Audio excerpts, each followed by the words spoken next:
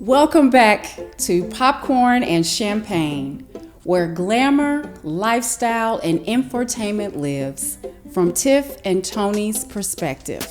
Once again, we're going to focus on champagne moments or burnt popcorn moments, and hopefully everyone has finally caught on. Yes. So, cheers. Cheers, and cheers to you all.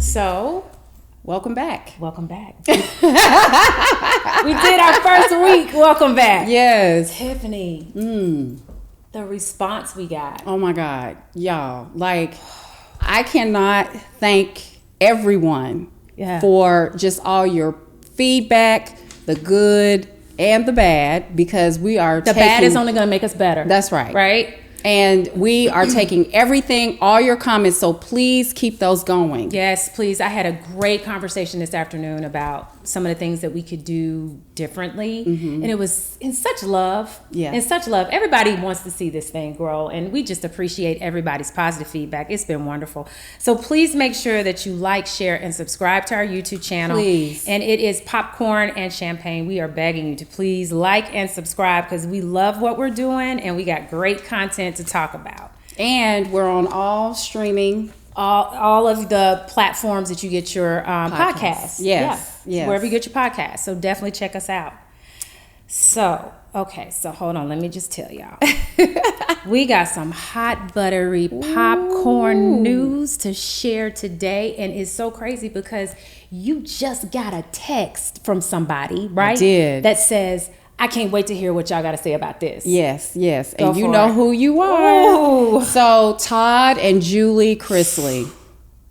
Can we just have a moment and just talk about this? This is huge. It's huge. So they are reality show. Chrisley knows best. Yes, Chrisley knows best. They're based here in Nashville now. Were they based in Atlanta? They were in Atlanta, yeah. And they have been convicted of fraud and tax evasion. They defrauded like $30 million. Like they were saying they had like false credit reports and financials that they sent to the bank in order to rent a house in California. Yeah.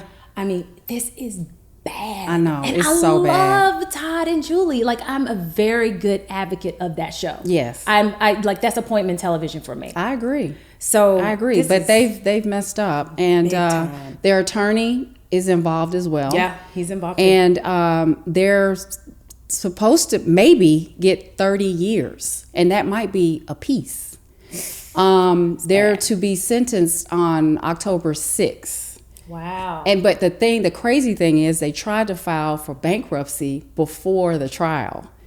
And and what you can't do is trick the government like that. But what about my nanny Faye? Oh my God. I love me some Nanny Faye. Yes. Oh my God. And what's the precious baby's name? Bless it.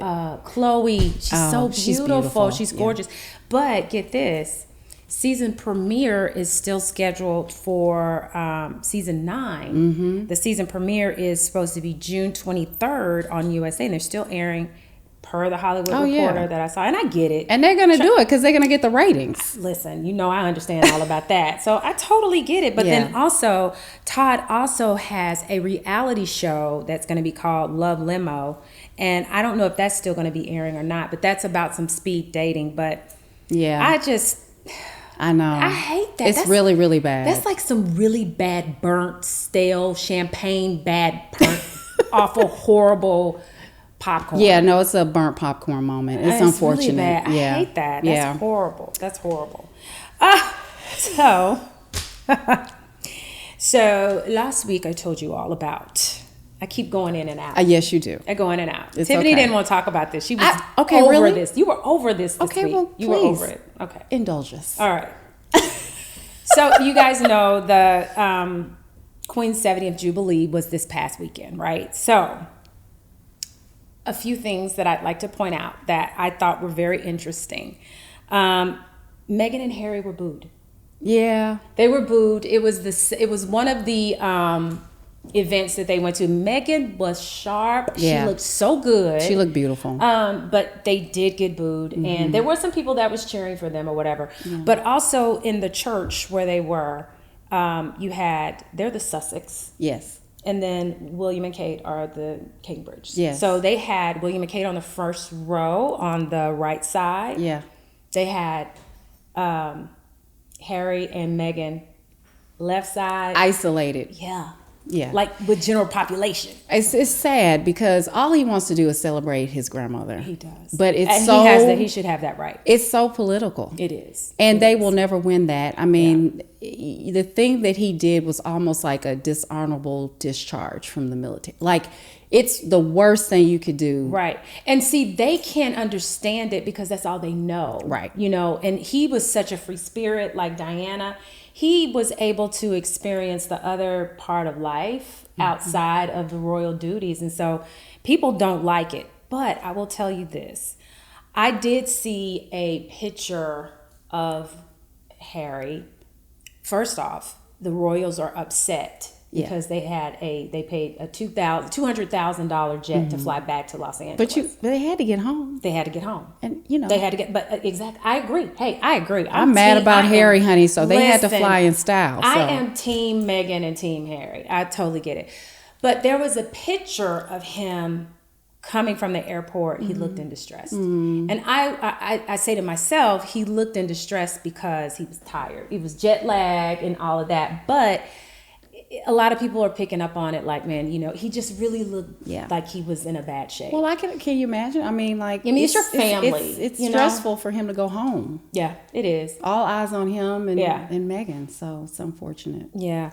But I will tell you that what I have been dying for, Lilibet turned 1. And she had a birthday party, and William and Kate did not attend because they had a bunch of other royal duties to attend to. But I think some of his other first cousins went. But they did photo shoot. They shot that. They had the picture of Lilibet. She's precious. She is precious. She's redhead, just like she looks just like her daddy. She does. She's precious. She is precious. So we've all been anxious to see Lilibet, and I just love saying Lilibet. Because I just like saying it. Oh, another thing about the Jubilee before we move on. Who needs a whooping? I'm not saying it because, kids, Who parents needs do one? not whoop their kids anymore. Excuse me, whipping. Yeah, it's a whipping. Who needs a whipping? Prince Louis. Prince Louis is bad. But he's so cute. It's so cute. It was hilarious. Yeah. He did the nana boo boo. It's hilarious. I love it. He's bringing life to the family. He is. I mean, he's probably thinking eventually, I'm never gonna be king. Yeah. Oh. He's not. He's never gonna hardly be king. Yeah. I mean, when you put it that way, you got to go through his dad, his brother, his sister. He's not gonna be king. I mean, unless something tragic happens, and unless God forbid that happens. Yeah. But he's bad. He's going to be the wildflower kid. He's adorable, though. He's adorable. Yes. What you got? So, just to go down the reality road here, we have Love and Marriage DC, which is created Carlos King. It's one of his babies. And I started watching it because I'm a fan of Love and Marriage Huntsville. Which I've been watching talked about. We need to talk we about have that not next talked week. about that, but we'll touch on that next week. But I was intrigued by it because Monique and Chris Samuels from Housewives of Potomac. Yes. Are the stars of the show pretty much. Carlos reached out to Monique and, got them to, he pitched this idea and they were like, okay, we'll do it. And so the first episode of the show, it shows that Monique and Chris are like, their relationship is strained. And, I was talking to Tony about this, is a reality show really a good idea? Because they're bickering and, Monique says that they're struggling with their emotional connection. And Chris's thing is, well, I'm a good dude. So what's wrong with me? I provide, I'm a good father. But she's like, read my mind and sweep me off my feet. You know what I mean? So what do you think about that? Like being a good dude? Well, a couple of things. Dude. I think that being on a reality television show only exposes you. Yeah, it brings more attention to problems that you already have. That's right. And I think a lot of times people go into these shows thinking that, oh, we can do it, we're getting paid, they're showing, getting into our lives and stuff. But really, I think it uncovers these deep, dark secrets and problems that you already had, that you didn't want people to know you had. I mean, I think the problems were already existed, but I think that he can be a great dude. Yeah. But if he is not providing her some type of emotional support on things, then that still makes him a good dude, but it means that he needs to probably step up to try to address some of her needs. But on the other side of that, has she been good about expressing what she's needing and what she wants? She has. See, I don't watch there's a slight block there with him, and he's struggling. Okay. And I kind of feel like he wants to give what she wants and put them in a good place, because I felt like when they were on Potomac that they were good. They seemed like a solid couple. Right. But so that's kind of disappointing to see them going through that. And then there are two other couples. DJ Quicksilver, who's a big DJ. in DC. Have you heard of him? No, not until I saw the show. So he used to be on the Russ Parr show. Oh yes. Yeah. So that was on here years ago. It was. Yeah. I loved Russ Parr. Was it a morning show? Yes. Yes, it was. And so and then another promoter guy, his name is Jamie Tyler, and his wife. And they have a son that's blind. Okay. And he's 21, and he's the cutest thing, girl. And all he wants to do is just gain his independence. So his mom is girl. And so his mom has been trying to get him into this school where it helps people with disabilities to get prepared for the real world, such as himself with his disabilities. And I have a brother that has struggled visually, and he's done amazing things. So my heart went out to him. He's our consultant. I know. We love him. Yes. And so my heart went out to him because his dad wanted him to go to DJ school, and he's like, I don't want to do that. I want to go to school, and I want to work for Apple. Oh yeah. Yeah, and he still can. Yeah, I love that. So it's just okay for me, the show. I mean, we'll see. So Carlos King, he is going to be like that. He's like the Andy Cohen, right? He's of OWN. Of OWN. Right. I love that. Yeah. Love that. So, Real Housewives of Atlanta. Oh, so we just have to touch on this because I felt like I was kind of hard on them, but still, they're still struggling. Yeah. But the episode on Sunday, it kind of started out with the girls going on a trip to New York to see Kandi's show on Broadway, and it was called what was it called? 7 different black men with 7 different emotions, which it's thoughts of a colored man. Thank you. That's what it is. Thoughts of a colored man. And so it focused on 7 black men, right? Talking about their 7 different emotions as a black man. Anyway, and so during the trip, they had different conversations about, well, who is the most famous guy you ever dated? Can we talk about that for 1 second? Okay. So do you think Drew was trying to say that she was LeBron James? Yeah. Is that okay? That's what I was trying to say. But then they were okay. Which I found a little odd because how old is LeBron and how old is Drew? I don't know. I was Aaron, a little how old confused. Is LeBron? Do you know, Aaron? Do you know how old LeBron is? Yeah, I don't Aaron's know. Our producer. Yes. Go ahead. But anyway, so Marlo's past lovers were Jazzy Faye and Gene Simmons of Kiss. I'm like, okay. I understand it. Yes. I don't get it. Yeah. Well, you know what I mean? Well, Marlo's all about that paper. Marlo's all about the paper. Yeah. But that one right there, Yeah. And then they kind of complained about Kandi and all her little sex games. And, first of all props to Kandi because she is a hustler. She is. She's got multiple streams of income. Yes. Yeah. And so, but she wanted to play this little game to have the women put on vibrating panties and give multiple people, different people the remote to control it. Would you do that? Yeah, I mean, it kind of sounds fun. So everybody didn't participate. Right. But, hey, you only live once. But what's the girl's name that hers kept going off? Oh, the track star. The track star. Yeah. Sonia? Yeah, whatever her name is. Yeah, yeah. It kept going. Who was controlling that? So Kandi found out that the controls, they weren't, they weren't geared to one specific vibrator. If you got close enough, any of the controls would work on the panties. Okay. Anyway, I thought it was cute. That is cute. But one thing too, little unknown Black History moment was that Kandi and Gerald Levert dated in 2003. Yeah. Who knew?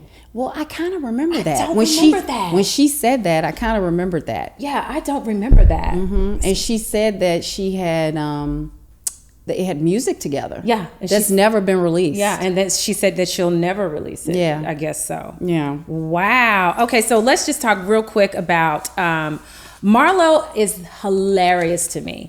She gets in those zingers all the time, and it's so funny. Like when she was hitting up Drew, when she said to Drew, Kandi was mad at you. And Kandi was like, what was I mad at you for? Yeah. And she said, well, because she went to the weight loss site that Drew has. What's it called? Drop It with Drew. Yes. And the website crashed. Yes. Or the website wasn't working and Drew said that it crashed. I think that Marlo's holding up the show right now.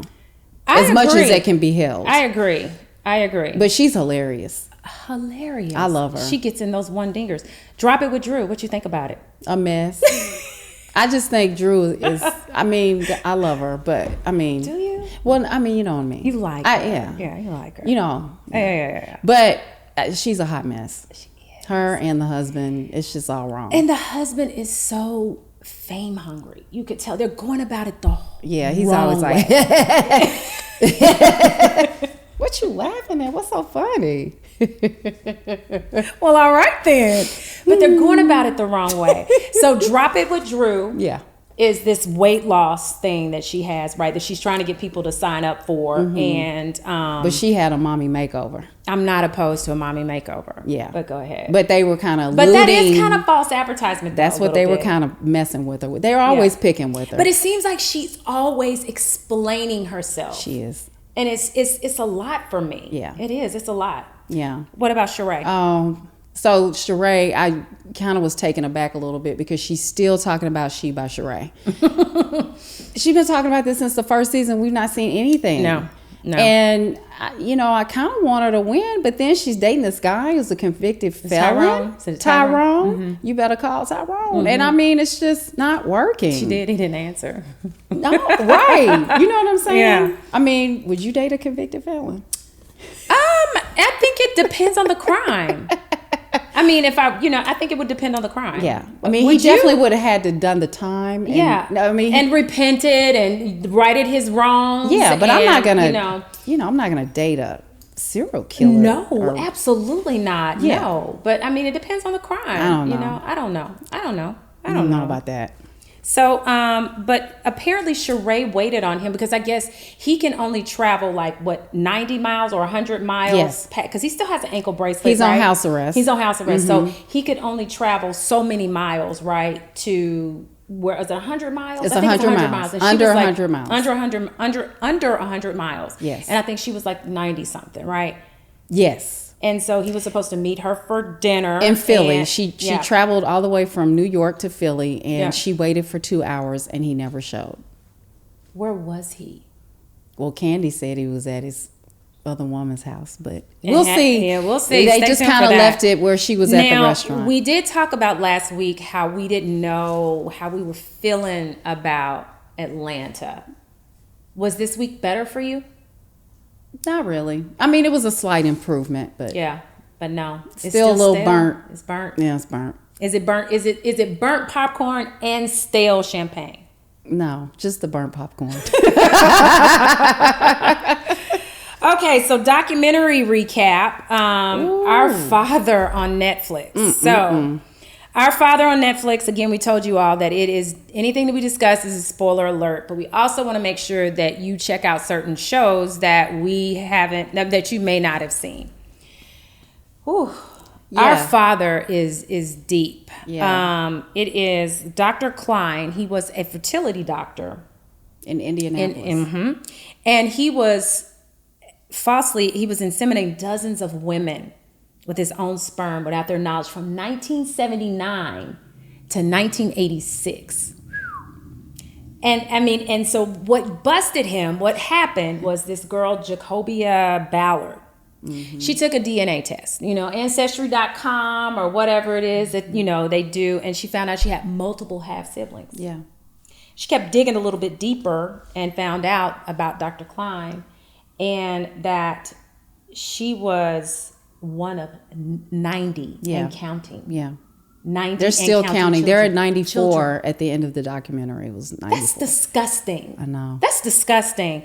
Oh, and also, too, he would also say his own Bible verse, right? Like, as if he was God, right? Yeah. Talk about that. Well, what was he did that? He was, it was Jeremiah 1:5 that he lived by. And he had, so they talked about also in the documentary that he had this tragic event that happened to him where when he was younger, he hit a child in the middle of the street and it affected him for the rest of his life. He got into this cult and everything. And so, and then he just felt like, I think his colleagues made a comment saying that he was trying to rectify that by possibly putting all these children out in the world. Who thinks like that? But not only that. Who thinks like that? He was giving everybody autoimmune disease. Yes, exactly. How reckless is that? It's terrible. That's reckless. Then get this, though. They could not charge this man with rape because due to Indiana law not having a specific law considering a sexual violation.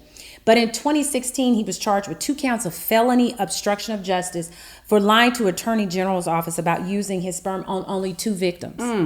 And he threatened Jacobia Ballard of slander and libel and pled guilty to this. He only paid a $500 fine and lost his medical license. Which he'd already retired. Yeah, he retired in 2009. I mean, the dude was old. It was old. I give the documentary a champagne moment. Yeah. Because it was good. It was sick, but it was good. But Dr. Klein, he's still champagne and burnt popcorn. He's disgusting. Yeah. He's disgusting. He's awful. Yeah. It's horrible. Drama recap. Yes, ma'am. What you got? Tony and I have been watching First Ladies, which is a Showtime series about the past First Ladies of former presidents. And this season, they are focusing on Michelle Obama, who is played by Viola Davis, Michelle Pfeiffer, who is playing Betty Ford, and Gillian Anderson, who is playing Eleanor Roosevelt. Now, Gillian Anderson used to be the star of X-Files. If anybody used to watch that, it was a very old sci-fi show. It was on Fox. Yeah, it was on Fox years ago. And it was very, very popular back in the day. It had that sound, that music was very iconic. Yeah. But, we have to go to Michelle Obama and Viola's performance of Michelle. It is very hard to watch.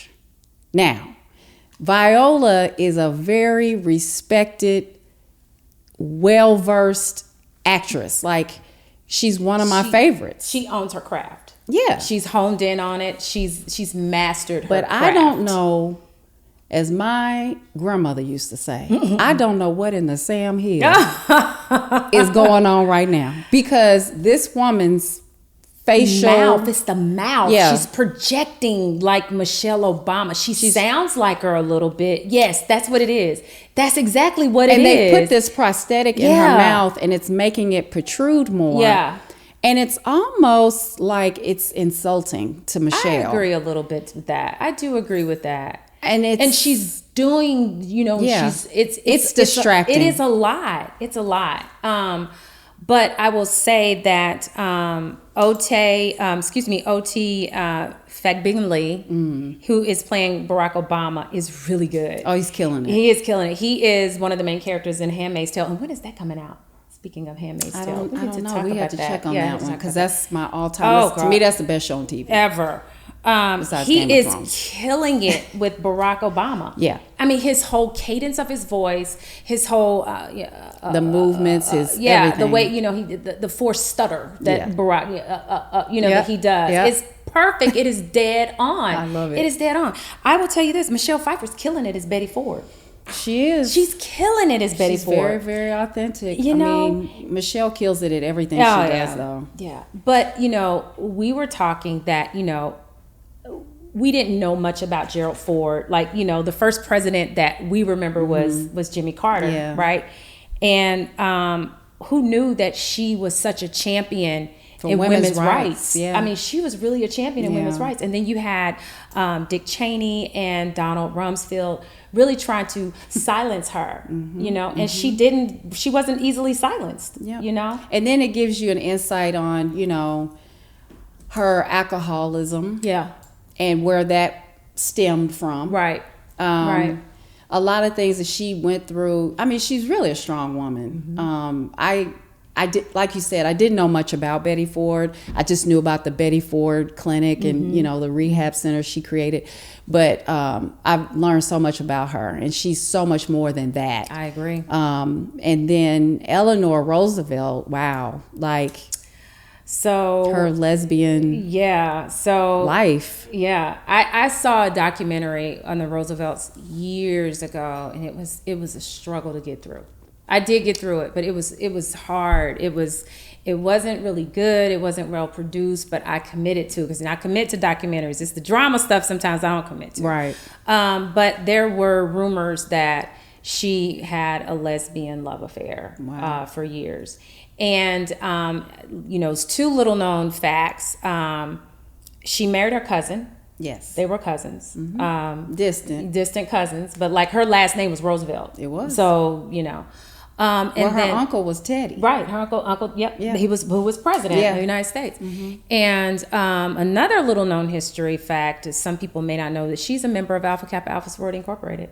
She is an honorary member of Alpha Kappa Alpha Sorority Incorporated, which is the best sorority in the whole entire world. So, yeah. The verdict is still out. Then there's that. So, yeah. But talk about Michelle Obama being very progressive. Yeah. I mean, we knew that the Obamas as a whole were progressive. Yes. But talk about this last episode with Michelle Obama, and how she was going to go speak at Tuskegee. Talk about that, because that was very intriguing. So the whole series basically is showing you the strength of these women, right? And so there is a scene in the last episode that aired where Michelle got the offer to be the commencement speaker at Tuskegee. And she kind of, I don't know. Yeah. And then there was a lot of gun violence going on at that time, which it still is.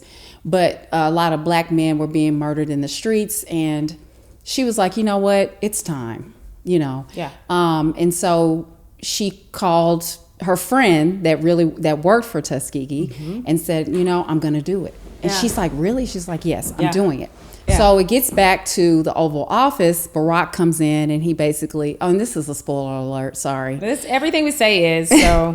But he comes into her, her room, and he's like, so you're doing and he said, do you think that's a good idea? And she's like, yes, I do. She said, if anything, we have to do this for our children. And one, we get called the N-word in the worst kind of way, being in this house. Yeah. And it's time for us to be the N-word. Right. And that and he got upset, because he was like, do you not think that I want to be out there marching? Right. That I want to be with the people? Right. But I just feel like he was so conflicted, at times, because, and I know a lot of people got mad at him for that, because he wasn't fight the power. He tried to. He had to be for all the people. He had to be for all the people. So it was an internal struggle that I can't imagine, you know, because if I had that kind of power, especially in that last term, honey, it's balls to the wall. Right. But one of the things, too, I thought was interesting in that particular episode, I kudos to Michelle Obama, though, for being very vocal about making sure that she was going to speak at Tuskegee, because it was very important for her to let those African American students know how important it was that the Obamas and the White House administration knew that they cared about their lives. That's right. You know, and I kudos to her for forget what people think, forget that it's political, forget all of that, is that there are other people that are suffering. That's right. You know, because of this.